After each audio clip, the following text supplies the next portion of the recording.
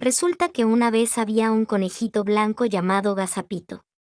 Y resulta que era muy goloso y siempre estaba robándole a su mamá largas orejas, zanahorias y betarragas, que para los gazapos es algo tan exquisito como los chocolates y los caramelos para los niñitos del hombre. Y aparte de los castigos que mamá largas orejas le imponía al descubrir sus merodeos por la despensa, sufría Gazapito unos tremendos dolores de estómago, tan tremendos que a veces requerían la intervención de doña Rata Sabia Yerbatera. Y como a pesar de los castigos y de los dolores no escarmentaba, pues resultó que al fin enfermó gravemente y hubo que ponerlo a régimen estricto de yuyitos tiernos y agüita de boldo. Bueno. Resulta que una tarde estaba muy triste Gazapito pensando en lo amarga que era la existencia sin un poquito de zanahoria o de betarraga que le endulzara, y dando suspiros y más suspiros se quedó medio dormido debajo de una gran col, en la huerta de don Pedro Pérez, que lindaba con el bosque. Y a poco despabilóse muy asustado, oyendo cercanas voces de niños. Una de las voces decía, «¡Qué torta más rica! Es de pura almendra. Y tiene huevo mol». Gazapito sabía que las tortas eran dulces, condimentadas con azúcar que, según doña Rata del Campo, era lo más delicioso en la despensa del señor hombre. Y al pobre goloso de Gazapito se le hacía la boca agua al ver que los niños de don Pedro Pérez daban grandes mascadas a unas tortas redondas y blancas. Porque Gazapito, al oír hablar de comida y de dulce, había separado un poco las hojas de la col y asomaba un ojo curioso de mirarlo todo. Entonces a Gazapito le dio verdadero antojo por comer torta redonda y blanca, con almendra y huevo mol. Y tan preocupado se quedó que esa noche no pudo dormir, y en su inquietud daba vueltas y más vueltas en su cama de suave musgo, y al fin, pasito, salió de la cueva en que vivía con mamá largas orejas y sus hermanos Gazapillo y Gazapeta. En cuanto a papá, Ojo Colorado, había muerto en un accidente de caza. No había que hablar de esto delante de mamá largas orejas, porque le daban ataques de pena y agitaba las manitas desesperadamente, lo mismo que si tocara el tambor. Resulta que Gazapito se internó esa noche en el bosque, moviendo las orejas a cada ruido que le traía el viento, arriscando la naricilla, desazonado por cada olor desconocido, representándosele en cada cosa aquella torta blanca y redonda con almendra y huevo mol. Y en esto, oh, sorpresa, Gazapito vio ante sus ojos, en el fondo de un hoyo al cual se asomara por casualidad, pues nada menos que una torta blanca y redonda, que tenía que ser de almendra con huevo mol y todo. Y dando un brinco, ¡zas! ¡BRRR! Gazapito cayó al fondo del hoyo, justamente sobre la torta redonda y blanca. Y resulta que como el hoyo era mucho más profundo que lo que imaginara, ese BRRR, que tú ves, lo dio Gazapito de susto.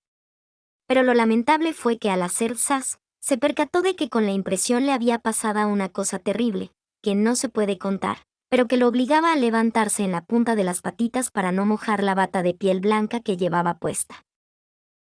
Y todo acongojado, sin acordarse más de la torta, ni de las almendras, ni del huevo mol, se echó a llorar a toda boca, como un conejito chiquitito que era. Además, el hoyo estaba muy oscuro y el miedo aumentaba sus sollozos.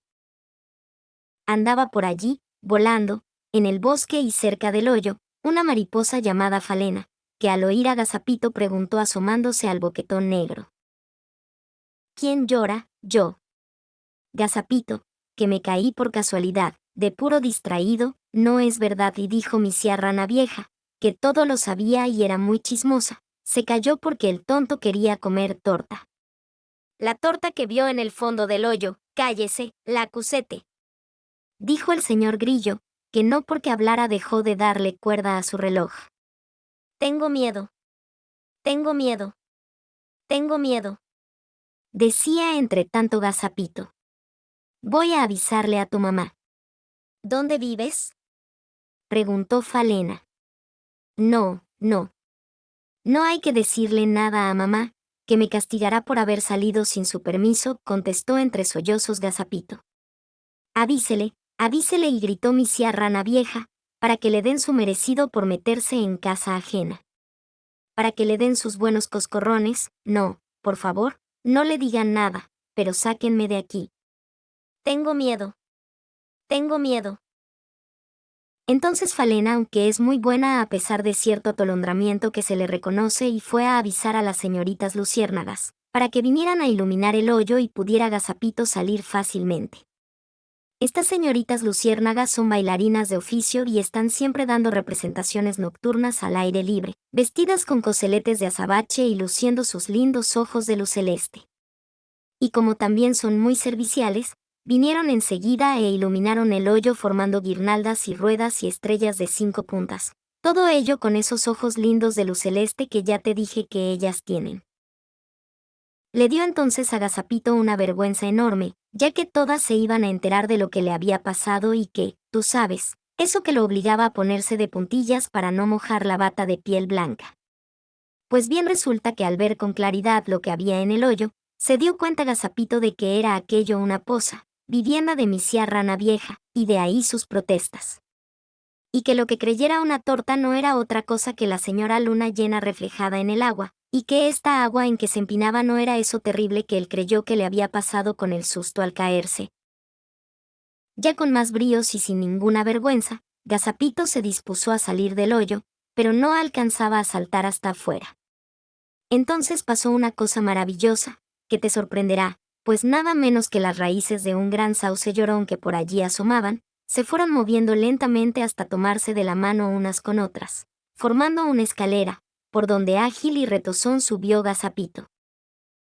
Y resulta que al poner este pie afuera, Falena se posó en su mejilla, con la intención tal vez de darle un beso, pero el caso fue que Agazapito sintió un cosquilleo en la nariz, dando un estornudo formidable, achís. Y entonces despertó lleno de sobresalto, con la noche encima, y una gran estrella dorada mirándolo atentamente, debajo de la col donde se había dormido. Porque todo esto no había sido otra cosa sueño,